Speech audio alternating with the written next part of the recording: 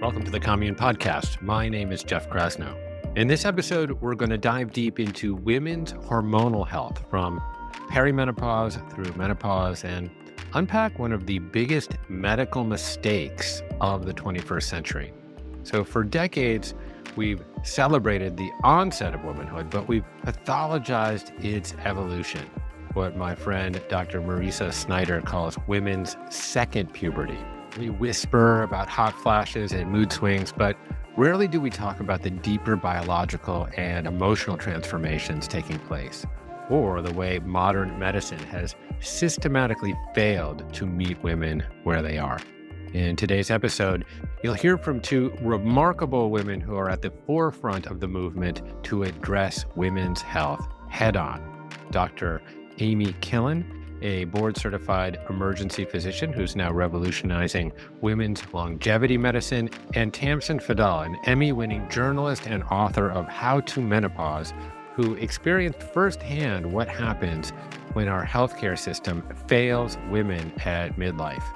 Together, they're helping rewrite the narrative from silence and shame to empowerment and science. So let's start with a story that might sound familiar.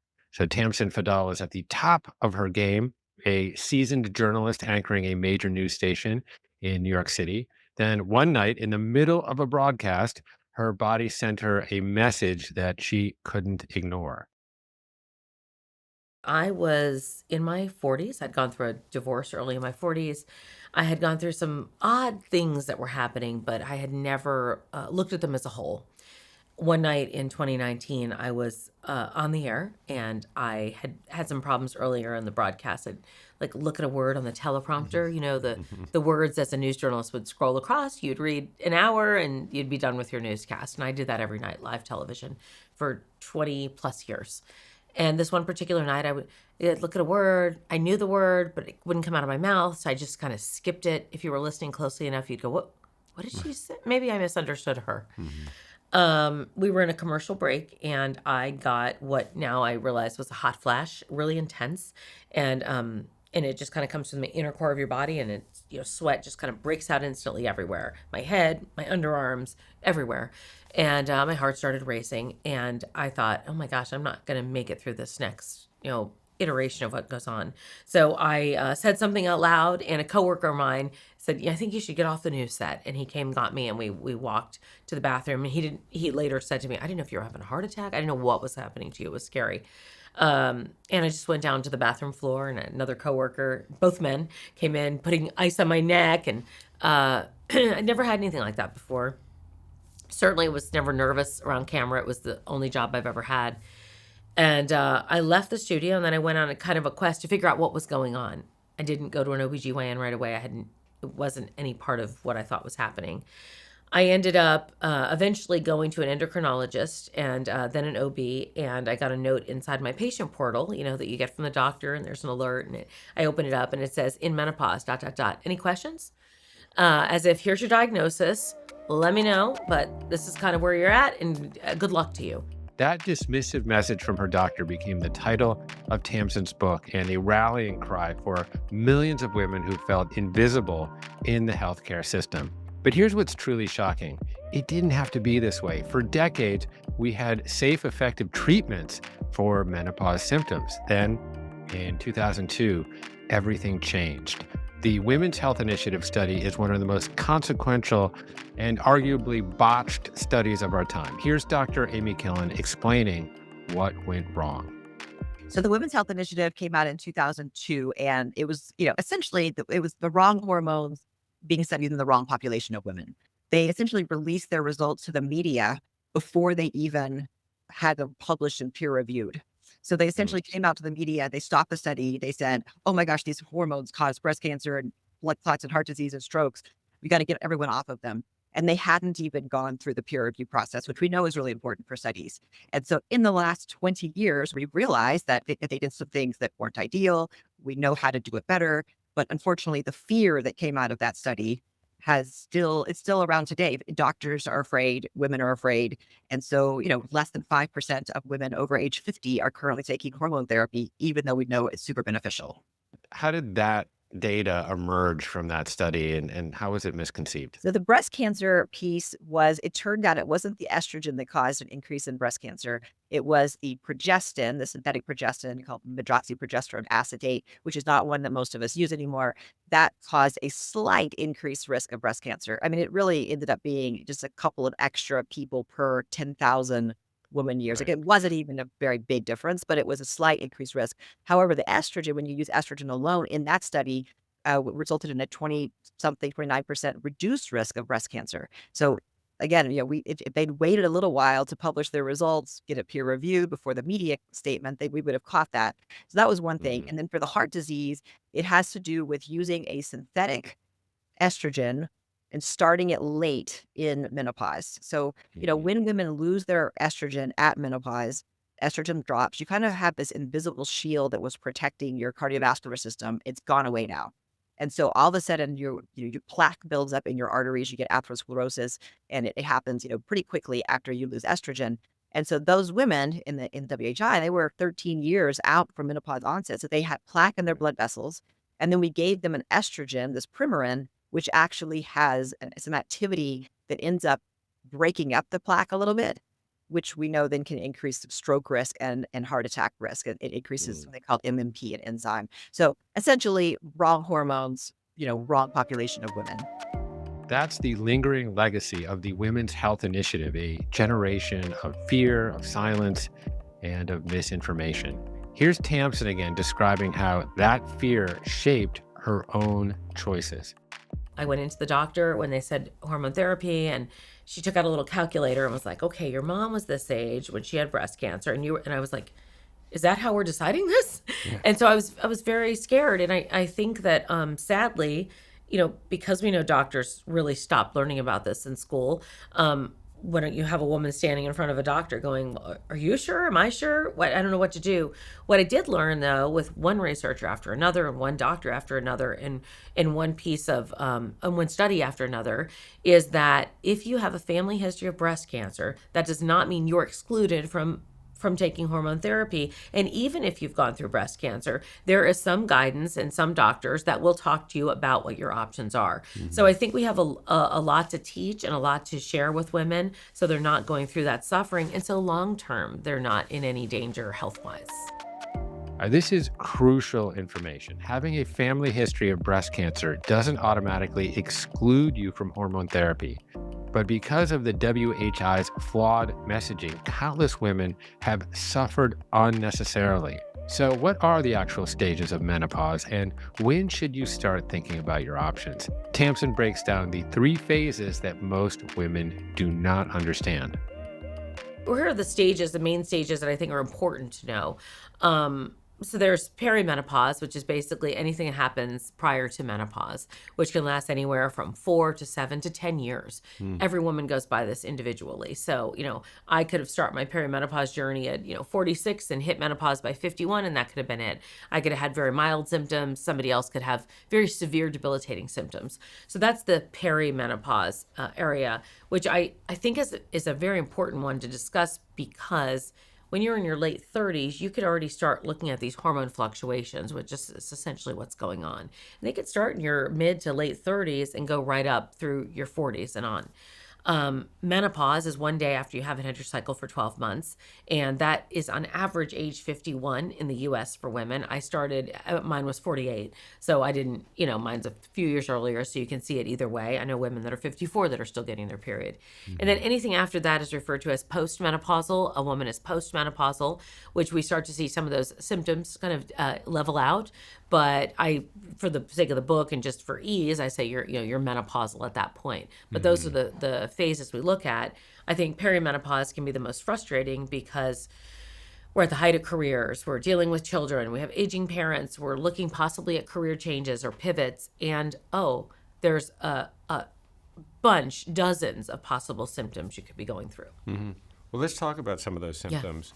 What are the most common symptoms that you've come across, and then maybe some of the more surprising Yeah. ones? Yeah, there's a little bit of everything with this. When I set out doing the research, I was like, okay, there's hot flashes, irritability, and I guess this thing called brain fog, which, we finally have words for. but I didn't really know much else, maybe weight gain. Hmm. And as I dove deeper into it, and even through the course of the book, 34 symptoms was kind of this golden number that we were looking at. And that came out around 2020, 2021. Hmm. And then more research has been done to say there could be 100 plus symptoms because we have estrogen receptors all over our body. So it makes Right. total sense.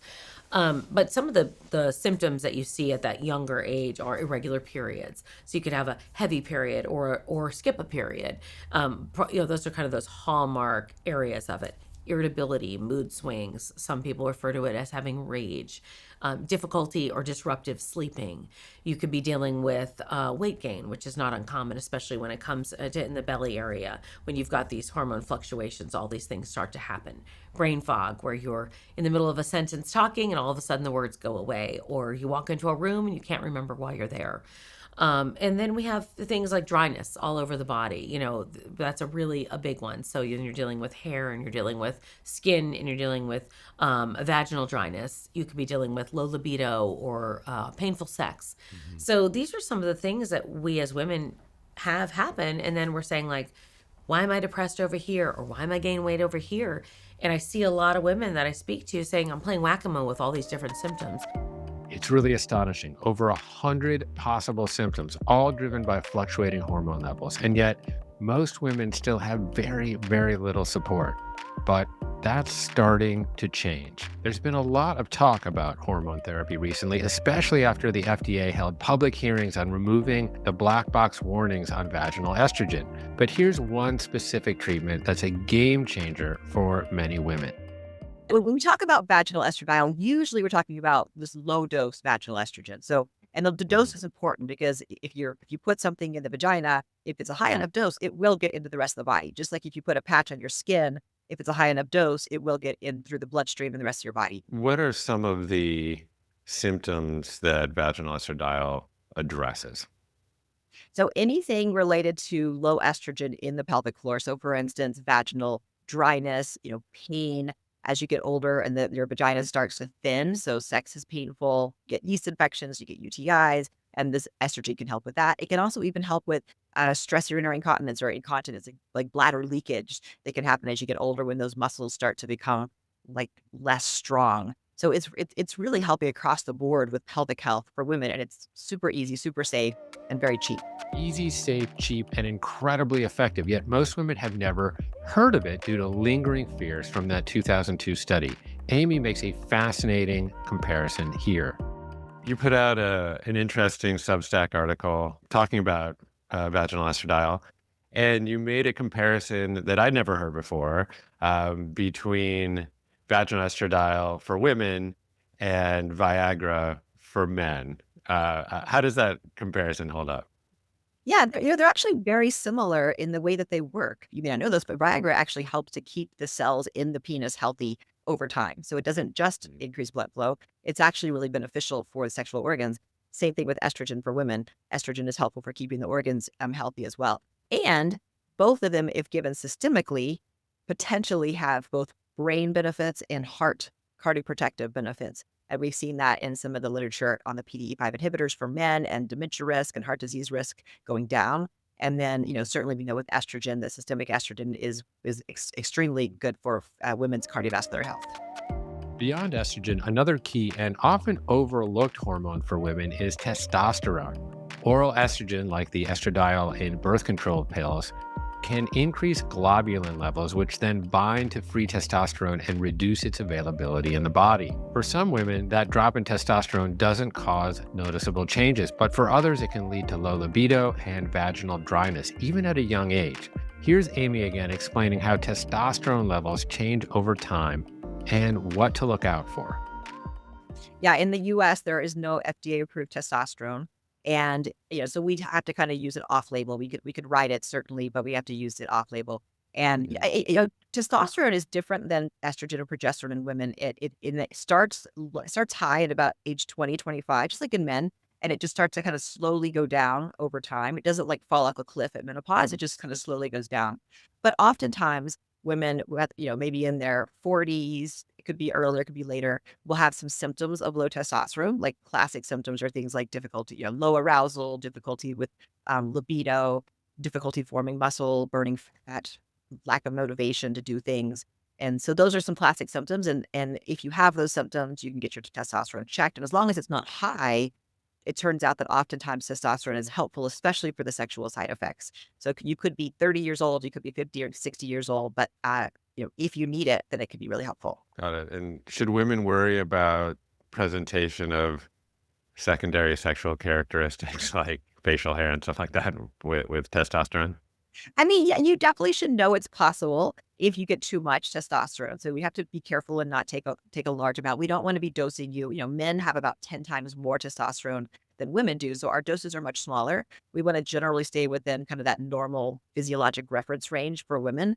And I will say that, I've had it, not myself personally, but I've had some like singers, female singers reach out to me on social media that they take a testosterone and no one warned them that you could have a little bit of deepening of the voice. And, that's one side effect of testosterone that doesn't go away all the time. If you choose to explore testosterone supplementation, it's essential to do so under medical supervision. Your levels should be carefully monitored to ensure that they stay within a safe and healthy range. Now, as both of our guests emphasize, hormones are just one piece of the puzzle. Lifestyle, how you move, what you eat, and how you rest shapes everything else. So here's Tamsen Fadal sharing what she discovered on her own health journey. Belly fat has been something, that was one of the big things. I was getting up every day, working out the same way, if not harder, eating better than ever. Right. And then I was like, what is happening? And I was on television during that time, which, as we know, is a very youth-based industry. And it was hard. It wasn't easy to say, like, how's my body changing like this? And a lot of times you'll go to a doctor and a doctor will be like, this is all part of aging. This is what happens. Your metabolism slows down. But the truth of the matter is that this all happens during these perimenopausal and menopausal years. And yes, they happen with age, but they're also happening as we're watching those hormone levels go down. And so cortisol has been a real source of conversation for me. Insulin resistance has been a real conversation for me. I went back to school to get a degree as a health coach because I said, I want to understand what's happening in my body because I can't believe that I've worked so hard to take care of myself.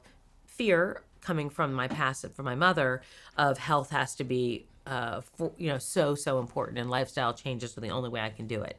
Yeah. I now understand that there are other ways to do it, and hormone therapy has been incredibly life-changing for me, but I will never dismiss lifestyle changes as being critical. And those are things we can start in our 20s and 30s and get leading up to this so this does not become a fearful time. And that's really what I want for the younger generation. I don't want women in their 20s to think, oh my gosh, this is what I have to look forward to. I want them to think, okay, this is another part, and we transition through this, and then we get into some really beautiful years. As women enter this phase of life, many start to notice changes in their energy, mood, and even how they feel in their own skin. Concerns about longevity, vitality, and appearance often become top of mind. And as Dr. Killen reminds us, longevity isn't about chasing youth, it's about building strength inside and out. I think the main things for women are probably the main things for men as well, especially as we get older. Building muscle is one of the most important things. Another big one for me is just getting outside and like getting out in nature. I live in Utah, so I'm right on the side of a mountain, so I can go out and go on a hike. But that I find that for the mental benefits as well as physical benefits, that the time in nature, a little bit of sun, talking to the bears and mountain lions is for me. those are, and then sleep is the other thing that I really focus on with myself. I was an ER doctor for 10 years before all of this and I quit in 2013, but I went 15 years or more really without sleeping much. And then I had twins and, just a whole series of things where my sleep was messed up. And when I started sleeping after I left the ER, like it was amazing. All of a sudden I lost weight, like in a good way. The inflammation went down. I just looked like a different person. And so I really credit sleep with a lot of that as well. So I prioritize that for sure. There's certainly a muscle-centric medicine movement happening now, particularly for women. There's a lot of prominent doctors that have I think, really come forth. They've written a number. There's a number of books out about muscle-centric medicine. For you, does that mean, a regular resistance training protocol? And, also there's a lot of talk about protein consumption that's going on right now too. I mean, are you in that sort of 1 gram per pound of ideal body weight camp, or what's the Amy Killen recipe here? Well, I mean, first of all, I won't say that I'm perfect in any of this, but I do resistance training. I have a total machine at home and I love it. So I'll do that. I try to do that like 4 days a week. So I do weight training and then I try to make sure I'm doing some kind of high intensity something, whether that's, steep hiking or, jogging or whatever. And then just a lot of walking. So I do that. And then I don't do as much protein personally as I probably should. And I suspect that's maybe part of why I have a hard time building muscle, but I have a very hard time getting that much protein. I don't tend to be that hungry in general. So I have to kind of force myself to eat. But I also probably think we overshot a little bit on the protein. Like I don't necessarily think that most people need that much protein in order to be healthy and to build muscle, unless you have like very specific, bodybuilding goals. I think we could probably swing that pendulum back a little bit to be more reasonable. For too long, women have been told to tough it out, to accept exhaustion, the brain fog, the loss of libido, as if it's just the price of getting older. But the truth is, these symptoms are not a moral failing. They're a biological transition, one that deserves understanding, research, and care. Our women deserve to be seen not as a special interest group, but as half of humanity. They deserve to be heard, not dismissed or patronized. And they deserve to have their biology represented in science, their experiences reflected in medicine, and their well-being treated as essential and not optional. So where do we go from here? The good news is that things are changing. The FDA is finally reconsidering those black box warnings. More doctors are being trained in bioidentical hormone therapy, and women are speaking up, demanding better care that honors their experience and their biology. To sum things up, here's what you need to know. First, perimenopause can start in your mid to late 30s. If you're noticing changes in mood, sleep, cycles, cognition, or energy, don't ignore them. Talk to your doctor. And if your doctor dismisses you, find a new one.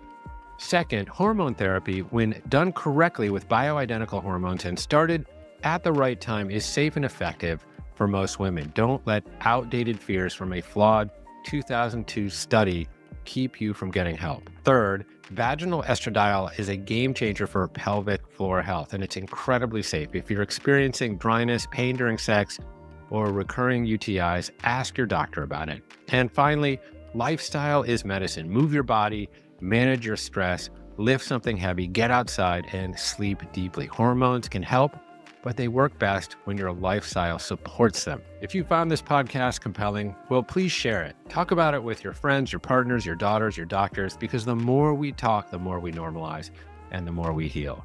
Be well, and remember, your body is not the enemy. It's your teacher. So thanks so much for listening to today's episode.